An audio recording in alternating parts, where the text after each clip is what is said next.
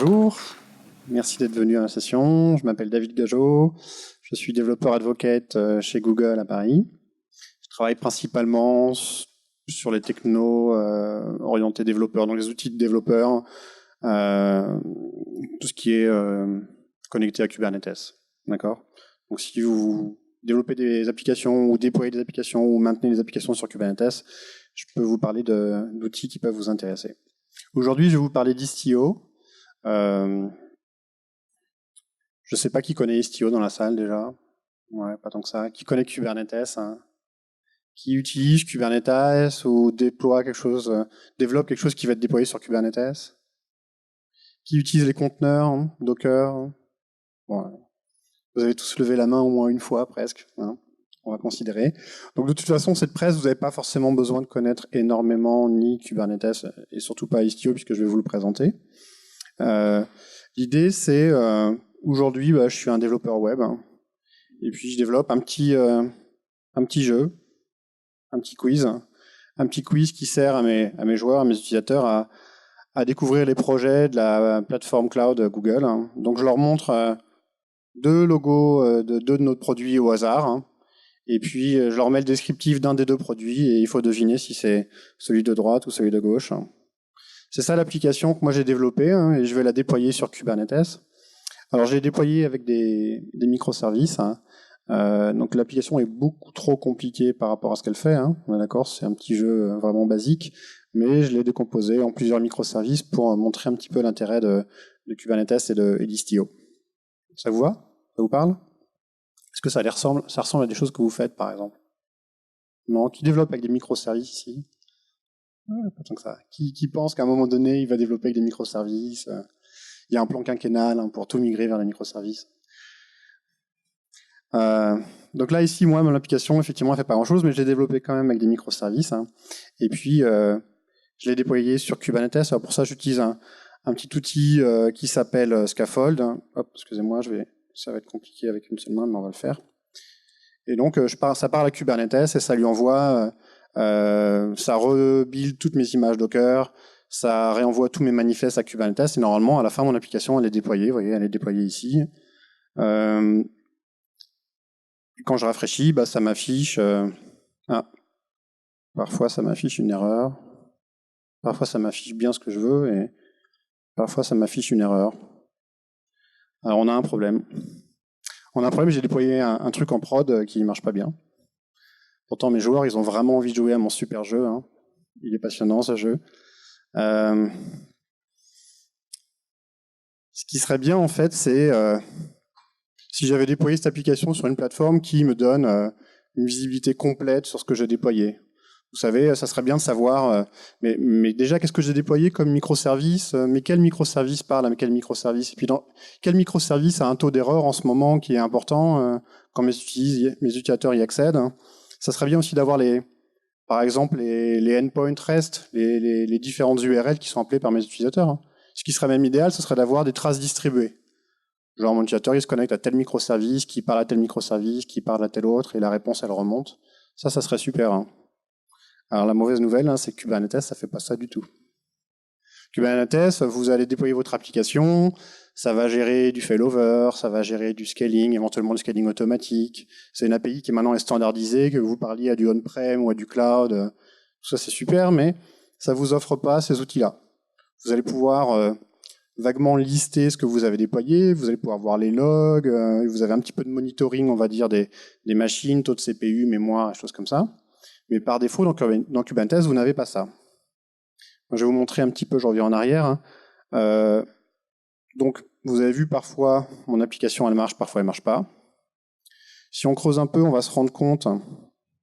Hop, je vais passer je vais enlever le full screen. Si j'ouvre les tools Chrome et que je rafraîchis, je me rends compte ici qu'effectivement, il y a une URL qui est en rouge. Je ne sais pas si vous la voyez, mais on va cliquer dessus. Donc là, c'est hexagon.lol/game. Ça, moi, je sais, c'est moi qui ai codé l'application. Normalement, c'est censé renvoyer du JSON. C'est censé renvoyer les informations qui vont être mises en page, le hexagone de gauche, l'hexagone de droite et le message. Et parfois, c'est du super JSON. Et parfois, Pas de chance, c'est une super erreur 500. D'accord ? Je vais vous le remontrer différemment avec un curl, parce que le curl il va me servir dans toute ma démo pour vous montrer que ça marche pas et que parfois ça marche. D'accord ? Alors je ferme tout ça.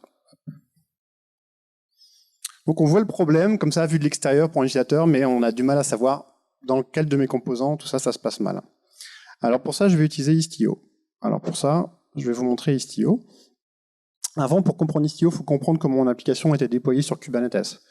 Donc ça, c'est un cluster Kubernetes. Vous imaginez qu'il y a plusieurs machines, mais en fait, avec Kubernetes, on s'en fiche un petit peu. C'est un tout sur lequel on déploie une application qui peut être distribuée sur plusieurs nœuds.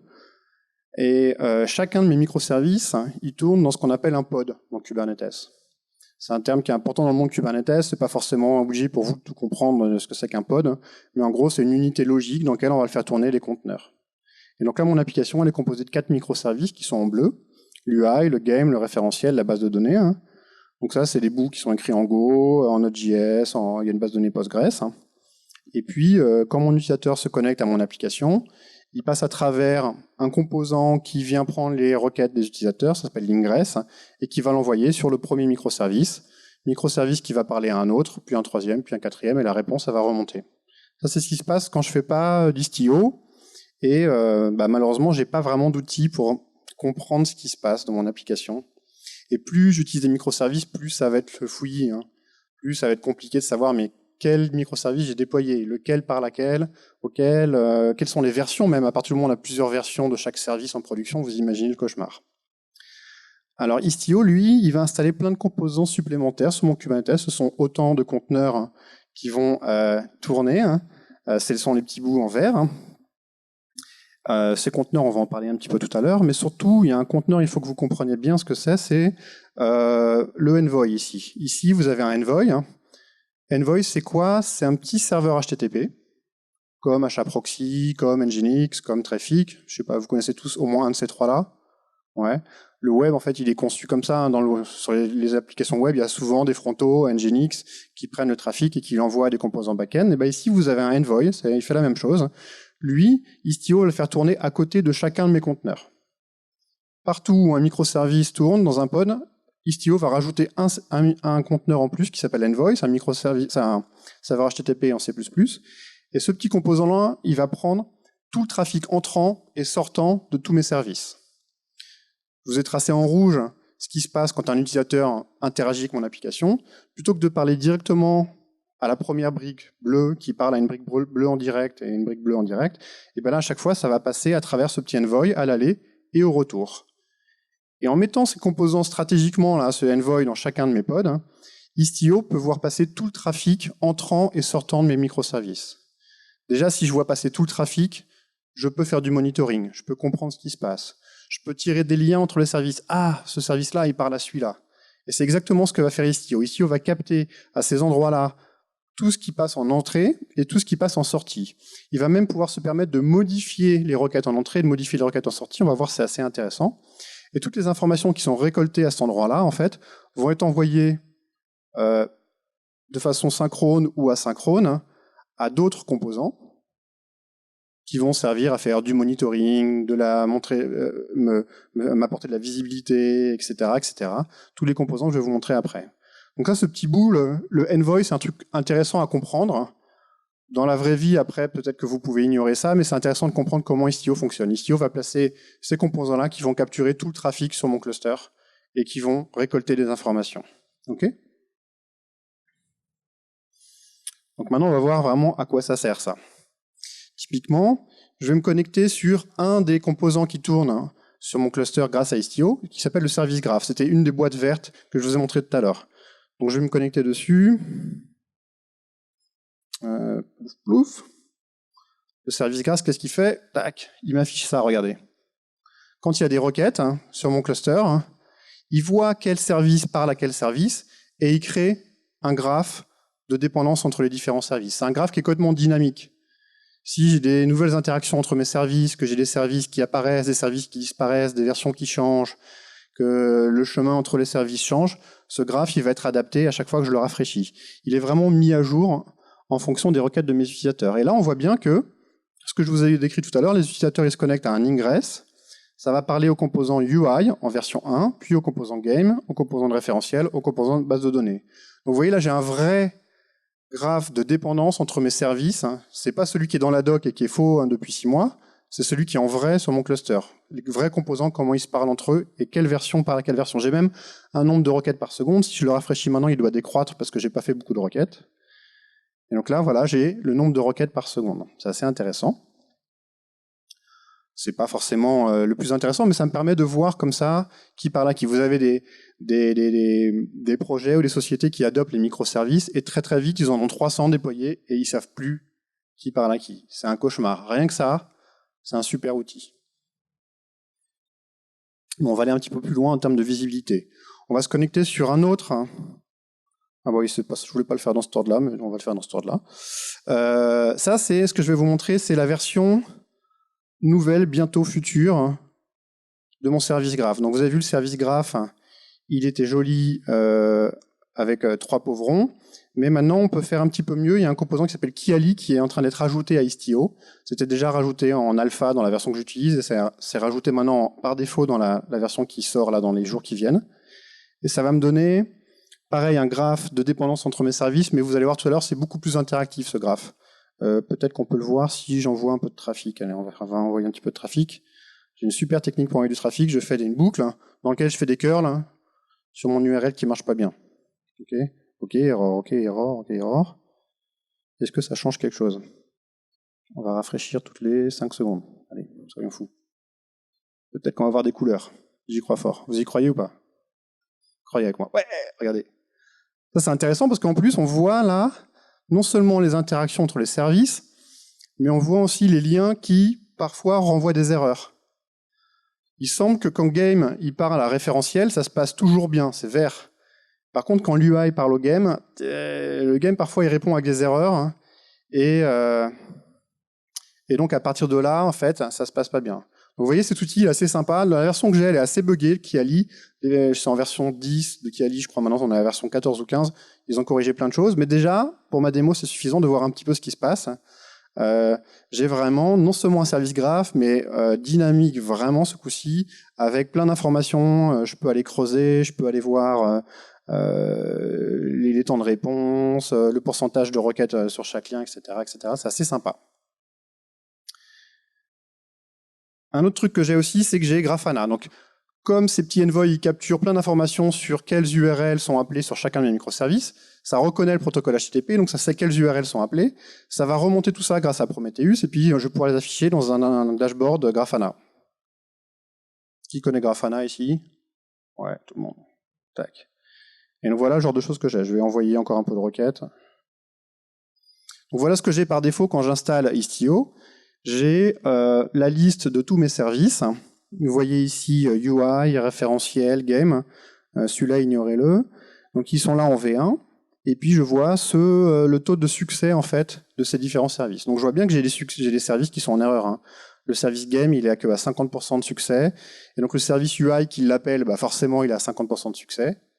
Mon service de référentiel, lui, il a l'air d'être bon. Il a 100% de succès. Je peux aller creuser un petit peu et comprendre pour chacun de mes services ce qui se passe. Vous voyez ici, je suis à un taux de succès qui avoisine les 50%. Il y a vraiment un problème. Ok.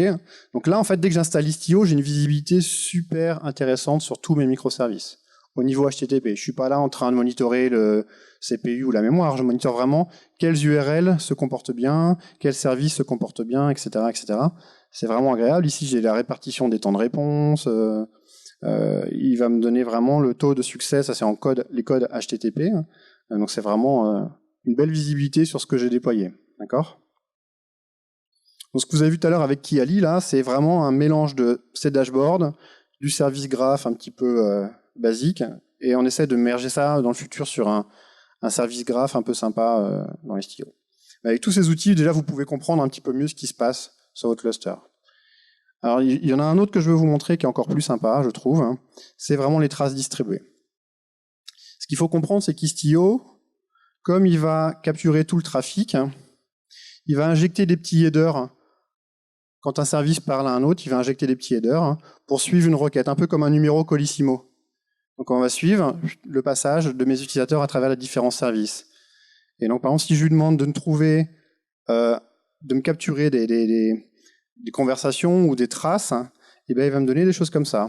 Il va me dire, tiens, regarde ici, tu as des interactions avec ton utilisateur qui se sont passées en ce qu'on appelle 10 span. En fait, c'est passé dans 5 microservices à l'aller et 5 microservices au retour. Ça fait 10 microservices traversés. Et là, ça s'était bien passé. Ici, par contre, il y a 48 spans, il y a eu 4 erreurs, donc il y a eu 24 microservices à l'aller, 24 microservices au retour. Ça paraît beaucoup, 24 microservices pour mon application, d'accord? On peut aller creuser un peu plus, voir ce qui se passe. Donc c'est une vue qui ressemble un petit peu à ce qu'on a vu tout à l'heure avec le service graph. C'est un utilisateur se connecte à l'ingress, qui parle à UI, qui parle au game, qui parle au référentiel. Je peux même zoomer et voir les URL qui sont appelés. Là, c'est l'URL /count qui est appelé. Ça, je sais ce qui se passe, c'est moi qui ai développé ça. C'est normalement, le service game, il appelle 3 fois le service référentiel. Il lui dit, tiens, combien il y a d'hexagones en base de données, enfin, dans ton référentiel, puis donne-moi-en un au hasard pour la gauche, un au hasard pour la droite. Donc là, il dit, combien il y en a? Là, il dit, bah, donne-moi le numéro 4, ici, numéro 4. Je vois toutes les URL qui sont appelées, et là, il dit, donne-moi le numéro 37. Hop, ça a fait un JSON, ça l'a montré à l'utilisateur, tout s'est bien passé. Qu'est-ce qui se passe quand ça se passe pas bien? Quand ça se passe pas bien, ça ressemble à ça. Donc déjà, on sent que il y a eu plus d'interactions. Donc l'ingress parle à l'UI, l'UI parle au game, le game parle au référentiel, ça demande le nombre d'hexagones, /count. Et puis ici, ça demande un au hasard, le 0, donc le premier. Et puis ça en demande un deuxième au hasard, le premier.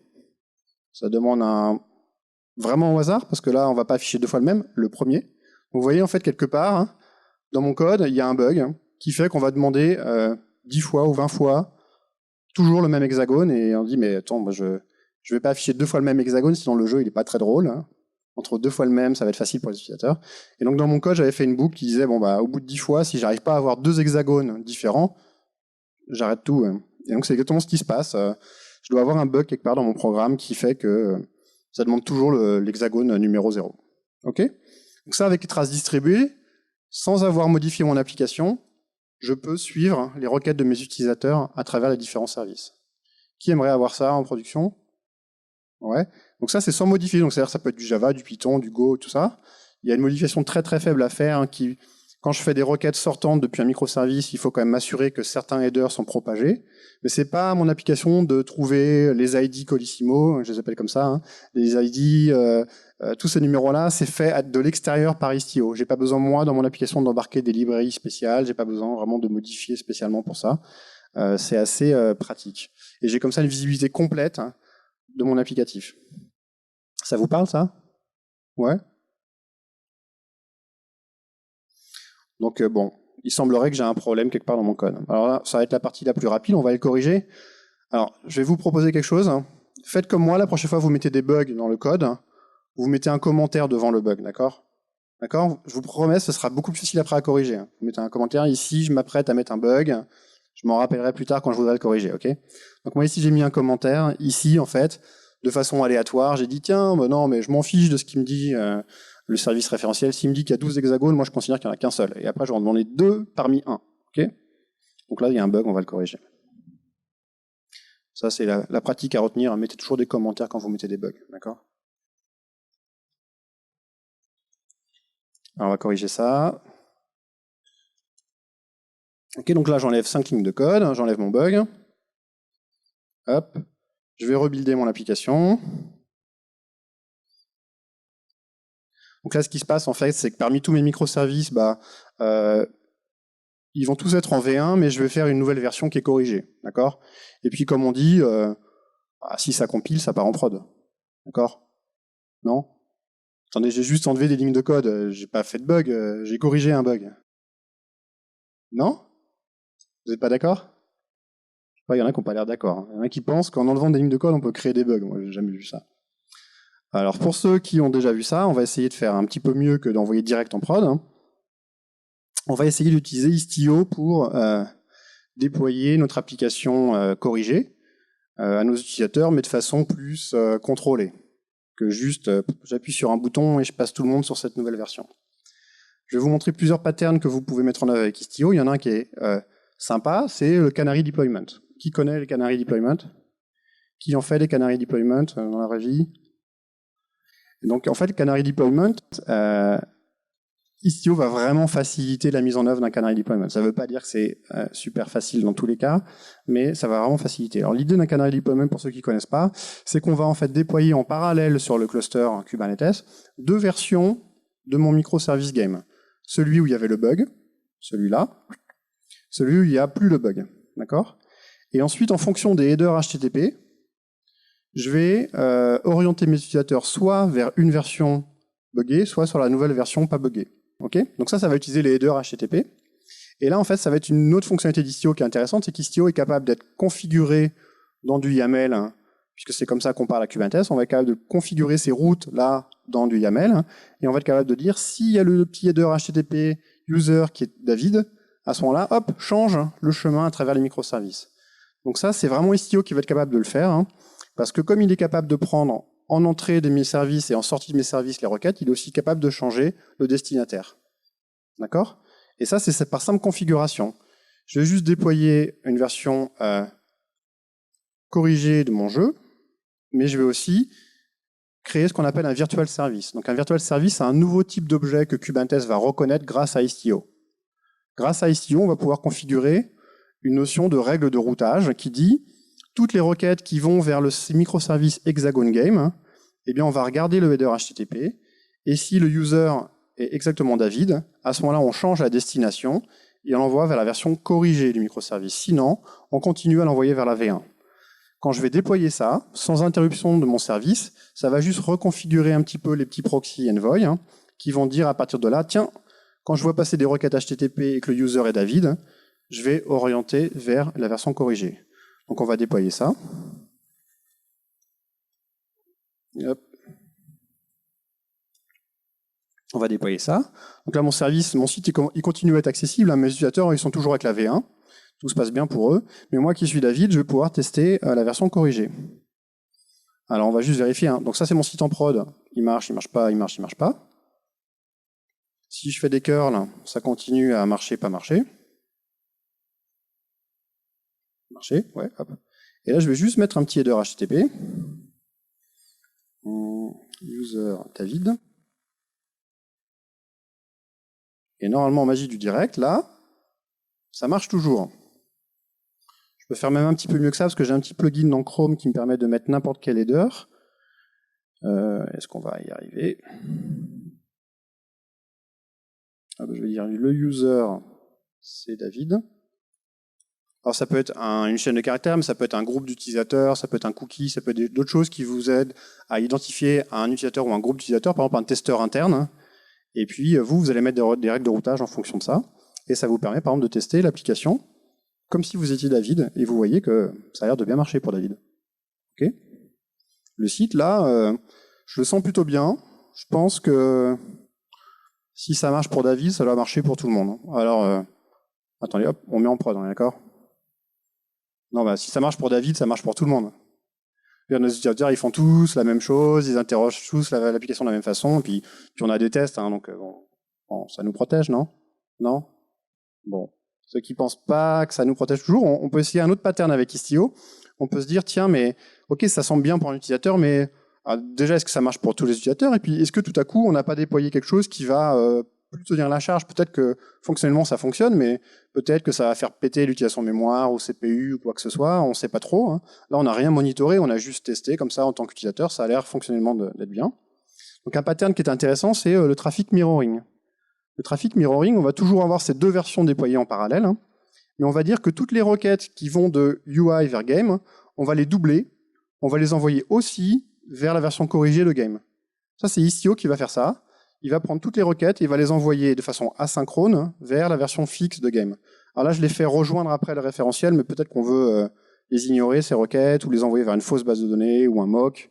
Là, ma base de données est en lecture seule, donc c'est pas très grave si je remonte après, là.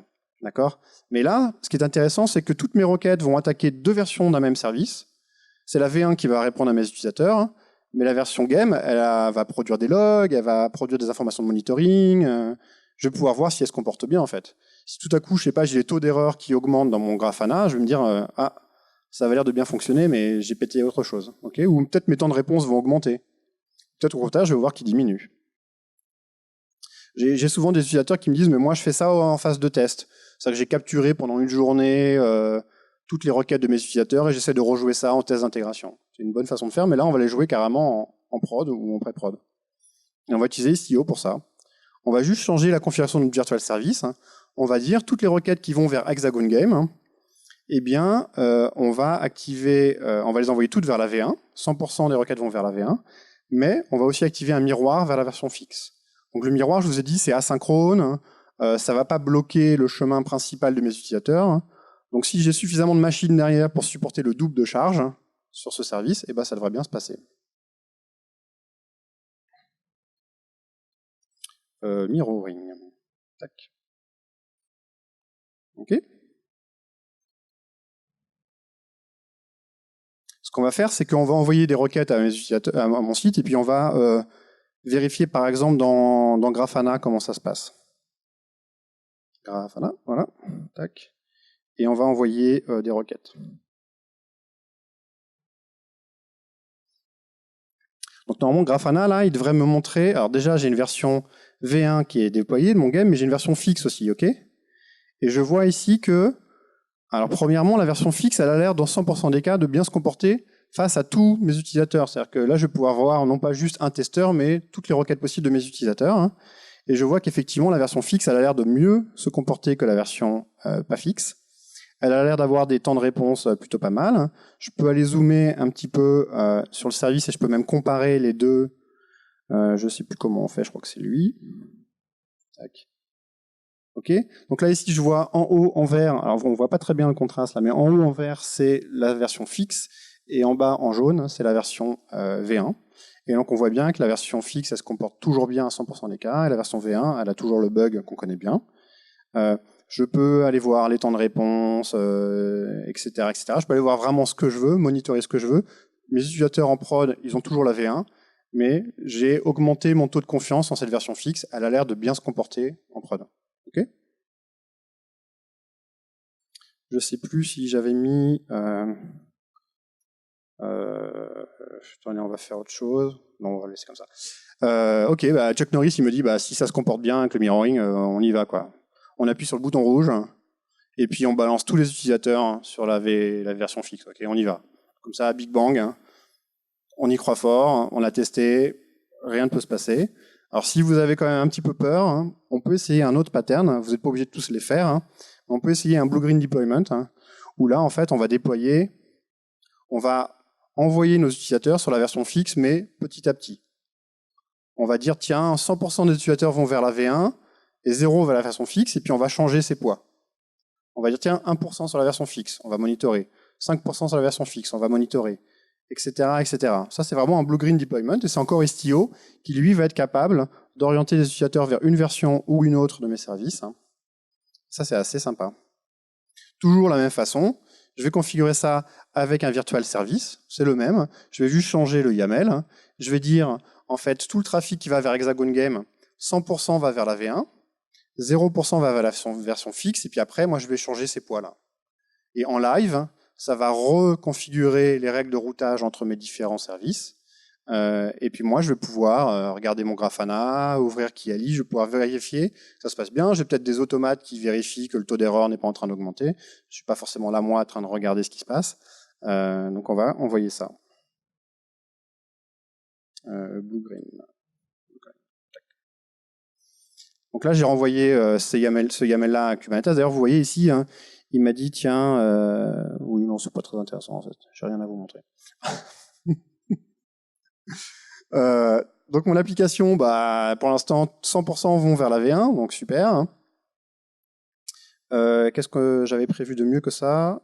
Je croyais que j'avais changé quelque chose. Bon, tant pis, on va essayer de faire ça autrement. Qu'est-ce que je voulais faire? Je voulais envoyer du trafic. Ça, c'était une chose que je voulais faire, c'est sûr.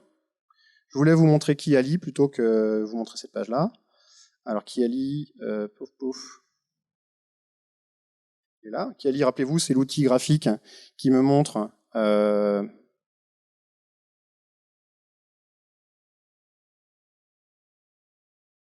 que c'est bon ça? Je suis pas sûr d'avoir bien fait mon truc. Allô? Non. Erreur fatale. C'est dur une main. Ouais, Kiali. Kiali, c'est intéressant, c'est que lui, il me montre déjà cet embranchement blue-green, vous voyez. Il me montre ici, il y a la version fixe, il y a la version V1. Pour l'instant, tout le trafic, il est rouge vers la V1. Pour l'instant, il n'y a pas eu de trafic vers la version fixe.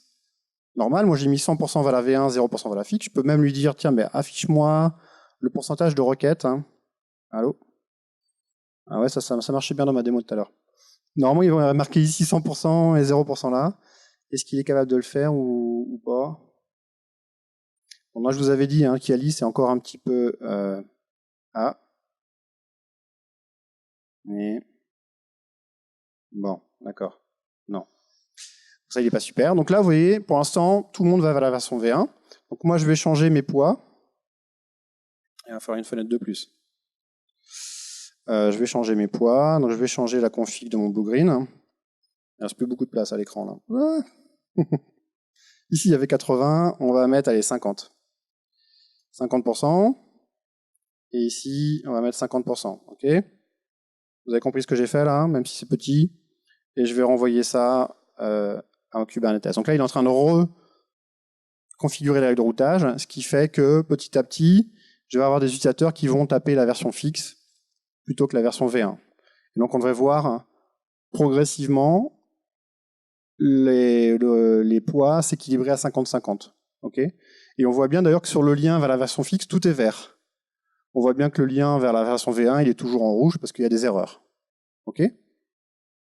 Donc là, moi, après, je peux dégainer aussi Grafana, vérifier si ça se comporte bien. Donc vous avez vu, c'est assez sympa. C'est assez pratique. Allô, allô? Ouais, c'est moi, je sais pas, j'appuie sur les boutons. OK, donc ça a l'air de bien se comporter quand même sur la version fixe. Alors on y va. On va changer les poids. Hop, écoutez, on va mettre 0% ici. Et on va direct, non, 0% là. Et on va mettre directement 100% ici. OK? Donc là, moi, j'aurais pu faire ça progressivement, mais j'ai fait ça en deux coups. Un coup, je suis passé à 50-50, et un coup, je suis passé à 0-100. Normalement même, mon application, maintenant, elle marche bien. Normalement, elle se comporte toujours bien. Mes utilisateurs, ça y est, ils sont en train d'accéder à la version fixe. Je vais voir ici sur Kiali que petit à petit, tout mon trafic il va aller vers la version fixe, et puis j'aurai bientôt plus aucun trafic sur la version V1, d'accord. En fait, dès maintenant, j'ai déjà plus personne sur la version V1, mais comme Kiali il m'affiche les stats sur une fenêtre glissante, il croit encore qu'il y a eu un certain pourcentage de requêtes qui ont été envoyées à la version V1, mais ça n'est plus le cas déjà depuis que j'ai envoyé la reconfig, hein, d'accord. Là, on compte jusqu'à 5 et il y aura 0 sur la V1. Ben voilà, on est en prod, ok. On l'a corrigé, cette application, merci de m'avoir aidé. Merci Istio surtout, hein, parce que Istio nous a apporté vraiment de la visibilité sur ce qu'on a publié. Il nous a apporté des traces distribuées. Tout ça, ça nous a permis de comprendre ce qu'on avait déployé sur le cluster Kubernetes, beaucoup plus que ce que les outils de base de Kubernetes nous apportent. Et puis, surtout, une fois qu'on a identifié le bug, on a été capable de déployer une version corrigée de notre application avec le maximum de confiance, toujours avec beaucoup de visibilité, en utilisant différents patterns. Donc on a vu le Canary Build, le Traffic Mirroring et puis le Blue-Green Deployment. Vous pouvez imaginer d'autres patterns, vous n'êtes pas obligé de tous les combiner. Sachez aussi que tous ces patterns, ils viennent avec d'autres problèmes. Hein. Si vous faites ça en prod, ça va vous enlever plein de problèmes, puis ça va vous en créer des nouveaux aussi. C'est que vous avez des utilisateurs qui vont vous dire « mais moi, ça marchait bien il y a 2 minutes, et puis ça marche plus maintenant. » Ah ouais, il vient de passer dans un pourcentage qui parle à une nouvelle version. Ou alors, vous allez déployer un gros problème en prod, hein, et puis vous allez dire bah, « je peux faire un rollback sur mon ancienne version », puis en fait, vous avez mal géré la gestion des 2 versions en base de données, et vous avez complètement tout pété pour tous les utilisateurs. Donc ça ne va pas résoudre tous vos problèmes, hein. Ça va juste vous aider à mettre en place ces différents patterns pour petit à petit déployer plus souvent des applications de façon plus maîtrisée. Voilà. Merci beaucoup. Je pense qu'on a du temps pour les questions, donc. N'hésitez pas de toute façon à me contacter sur GitHub ou sur Twitter. Voilà. Merci.